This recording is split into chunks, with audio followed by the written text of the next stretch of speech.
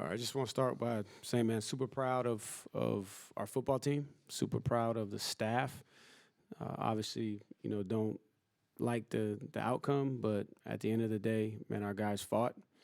They fought all the way to the end. They believed they were going to win the game, and we came up a few plays short. We got one more opportunity to finish the right way and celebrate the seniors that have given so much to this program, and that's kind of what our focus is now. Questions, raise your hand, let us know who you are, who you're with, and wait till we get the mic to you. First question, middle of the room. Yeah, Tony, Mike Barber, Seville right now. I'm curious, the drive to tie the game where Chandler finds Eli, what clicked so well, what worked so well, and then on the trick play in overtime, how much did the 15 yards factor into that play call? Yeah, so the drive to tie it up, I think it's guys just playing free, playing fast, playing with tempo, taking a little bit of the thinking out of it. Kind of putting pressure on the defense because you're playing fast, and the 15-yard penalty there that carried over in overtime kind of puts you in that fringe zone where you're trying to get a chunk play, and so that's where you have most of your plays like that designed in that area. So it kind of puts you back there, but I'm sure that we all want that play back, but their guy made a play, and hats off to Duke for winning the game. Front row. Yeah, Tony, Greg Medea, Daily Progress. How did Duke's first drive, with how long it was, impact how long it took your offense to get into a flow of the game? Right. So I think, what, they did a really good job. You could tell strategically their plan was to shorten the game and minimize the number of possessions for us, and they were working the clock. But it was a critical, 4th and 8 where we jump off sides that extended the drive, that put them in a 4th and 3 in that fringe zone where the analytics are going to tell you to go for it. And, then we're about a foot away from, making the play in our direction. And so that extended the drive, and kind of the reverse of when we played them last time. Last time we had the 15-play drive that kind of impacted rhythm. And but I thought that the guys responded. We just had a couple of mistakes that the guys are going to learn and grow from, and we got to coach better and grow as coaches. That resulted in the first half. We're chasing some points when we had some opportunities to get off the field and get the ball back, and then maybe now with more opportunities, you find a rhythm a little bit quicker. Third row to your left, Coach.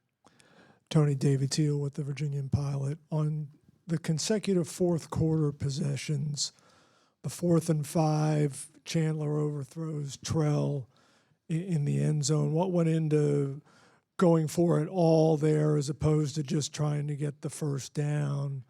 And then on the next drive when he throws the interception, was that a miscommunication? Because it looked like Cam went inside and he threw outside. So the 4th and 5 where he goes to the end zone with Trail, you're looking for, different coverages, and the play was primarily designed to go underneath, but they took that away and then forces him to go through his progression, and that's his second progression on that particular play. And then there was a miscommunication on the interception and the coming out situation that we got to make sure that we get cleaned up from a staff standpoint. Second row to my right. David Ubben with The Athletic. Obviously, so much of the conversation around this game centered around the conference. What do you feel like it would mean for the ACC if their champion is not in the playoff? I don't know really how to answer that question because I don't pay attention to that as much. I was focused on our guys and preparing for this game. But what I do know is, man, it's great football in the ACC. Some of the best football in the country, and I was a benefactor of it for many years, and I believe the league is better now than in the past with the parity that you have in college football. And you got teams that have won 10 games, and you got a bunch of teams that have won a bunch of football games, and so it's a very competitive, balanced league. And if that's what you're looking for, and you want to, promote that, then I think the narrative, all we can control is what we can control and how we play. But I know there's some really good football in the ACC that's comparable to everywhere in the country that can compete with all the other conferences in the country. Front row, far left. Hey, Coach, Steve Reed from the AP. To come back from 10 down with 5 minutes to go and kind of had that momentum on your side, and I just wonder if you can talk about what is kind of your overriding emotion, and what was your message also, secondly, to the guys in the locker room? So it's just a testament to who they've been all season. It gets frustrating at times because you win close games, you don't win by enough points, right? You have teams that are balanced and do well in the situations that win football games, and then it's not talked about. But the approach that we have is we understand how competitive our league is and how competitive we believe college football is going to be going forward. So our approach is to have a one possession mentality, right? And so all we're looking for is one possession, get it to the fourth quarter, go win the game in the fourth quarter. And my message to the team in the locker room is obviously disappointed. It hurts, and there's nothing that I can say to take away the pain. But I also told them how much I love them, how proud I am of the football team that was picked 14th out of 17th and earned, the right to be here. We came up short tonight. It's unfortunate, but we earned the right to be here. Man, we overcome so much adversity. 3 years ago, this program was written off. I don't think anybody would have thought that we'd be here this quickly in this position. And so what I told them is, being a champion really is a state of mind, right, and a condition of your heart. And that's what I told them. So in my mind, and I know this may sound crazy in this situation, but I believe I got the right to call somebody a champion, right, with my background. And they got a heart of a champion. The football team that lost tonight came up a touchdown short. They got the heart of a champion, or they wouldn't have been in the situation that they're in. But also, when you're trying to climb that mountain and get to the top, the air is thin, and the margin for error is very, very, very, very, very small. And then we got one more game. We got an opportunity to go win 11, right? And that's what I told them. I said, I want that 11th. And I think everybody in that locker room wants that 11th. And we'll learn from tonight. We'll grow. We're not going to point any fingers. Except for when you're looking in the mirror, you point to yourself on what you can do better, and we're going to grow, and we're going to bounce back. And I believe 3 years ago, right, I believe that there was going to be triumph out of tragedy, and tonight I believe this is, an opportunity for us to set our eyes forward, learn from our mistakes, and go back to work. Front row, right in front of me. Coach Xander T-Lock, Cavalier Daily. You guys broke multiple program attendance records this year. You had a big crowd here tonight. What's your message to your supporters? Oh, just extremely grateful. And we're not in this position without them. And said that from day one, that it's a program, and everybody is a part of the program, not just the folks that are in the Hardy Center every single day. We need the support of the fan base, and you can tell the guys really, really feed off of it. The energy picked up there in the fourth quarter that really helped the guys to be able to make that push down the stretch. And so thankful, grateful.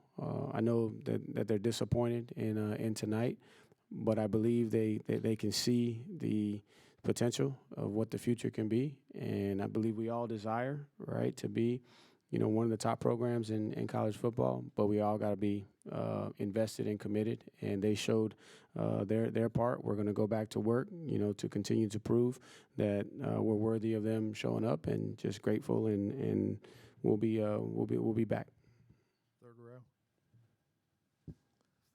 Tony, Chandler was really pressured at Durham last month. Tonight he looked uncomfortable a lot. Duke seemed to bring more pressure and get him off his spot.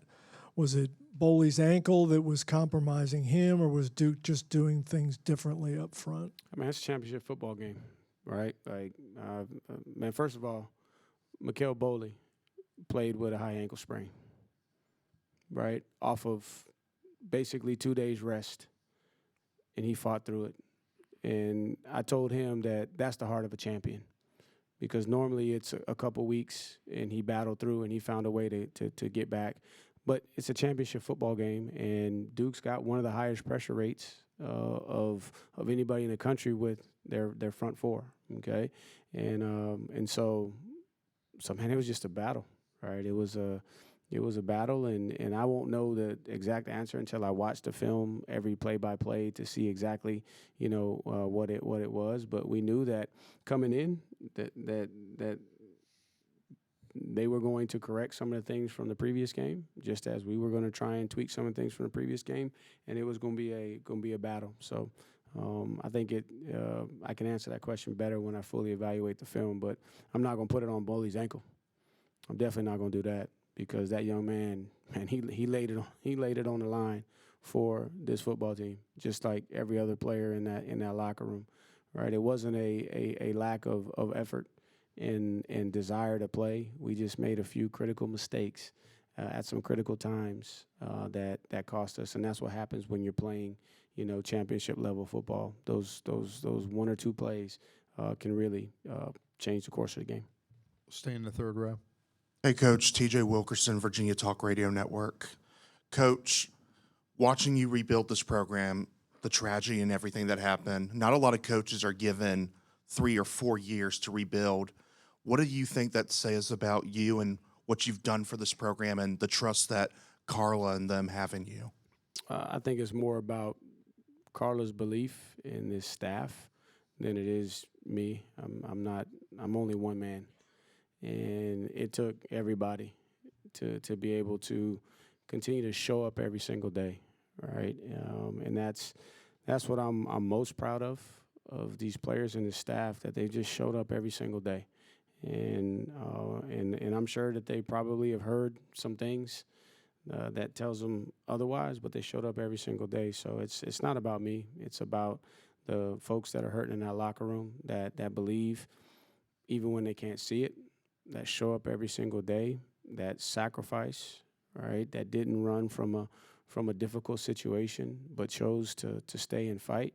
That's why the program has been able to kind of continue to press forward. But I am very grateful to Dr. Williams and the administration for believing in the staff, to give us the time and the resources to be able to lay a solid foundation, which we believe is the foundation that's going to carry us forward in the future and help us to be sustainable. Last question.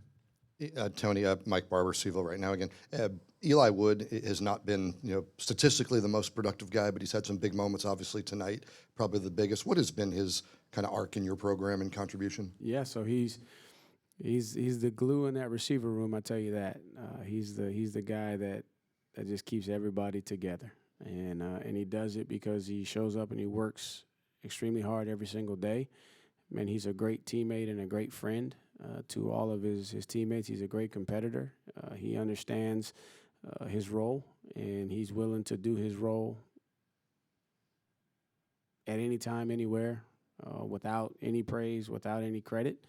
He's Virginia all the way through, and he just keeps finding a way. And so when Trail goes down, the offense has to keep moving forward, and he finds a huge play for us to give us a shot to even get it to overtime. Thank you, Coach. All right, thank you.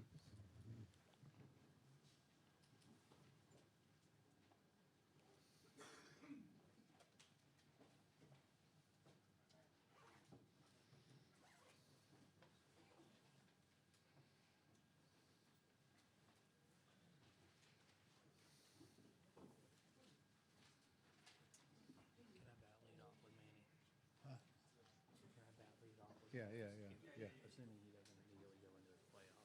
Yeah. Just Thank you. Just tell the kid with the black hat. Just don't give the kid the black hat. Okay. I don't know.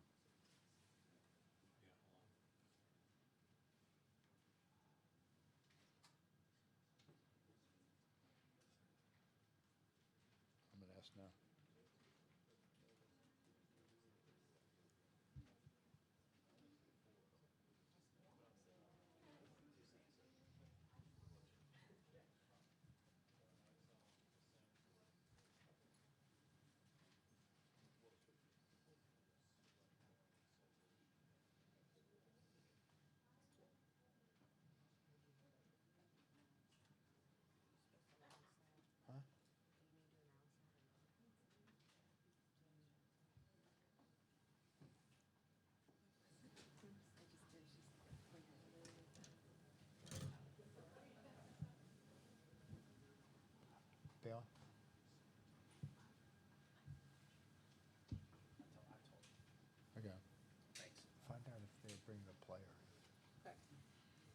I texted him, but I didn't hear back.